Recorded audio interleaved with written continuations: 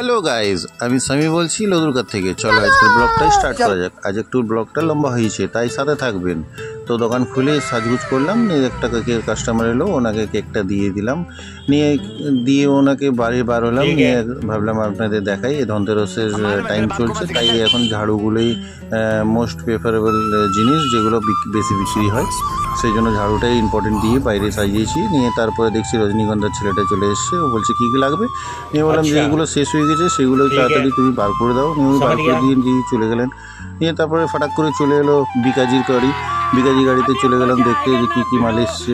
তো যেগুলো আমার কাছে ছিল সেগুলো আমি ওনাকে বারণ করে দিলাম, যেগুলো ছিল না সেগুলো ওনাকে দেখে বলে দিলাম যে এইগুলো দিয়ে দাও।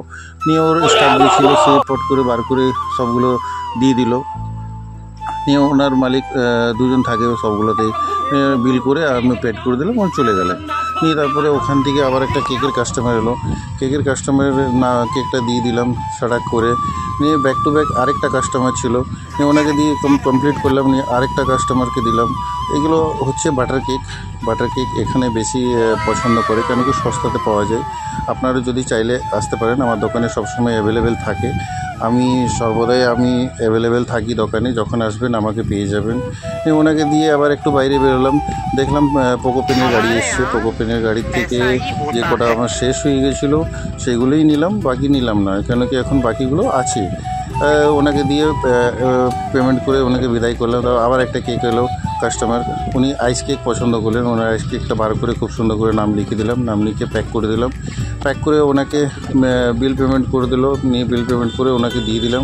সেই বিল দিয়ে মালটা নিয়ে চলে গেল। নিয়ে আবার বাইরে বার হলাম, দেখলাম রাস্তায় একটা কুকুর হয় কি কষ্টতে আছে। নিয়ে রাত হয়ে নিয়ে কালিম দাদা এসেছিলো। কালিম দাদা বললো আমার ছেলের জন্মদিন, বাট আমি কেক নেবো না, অনেক রাত হয়ে গেছে, তাই আমাকে আইসক্রিম দিয়ে দিই। ওনাকে আইসক্রিম দিয়ে দিলাম। বাইরে দেখছি একদম পুরো মার্কেট খালি হয়ে গেছে, তাই চলো এবার শেষ করি। আমার ব্লগটা যদি ভালো লেগেছে তো জানাবেন। ধন্যবাদ।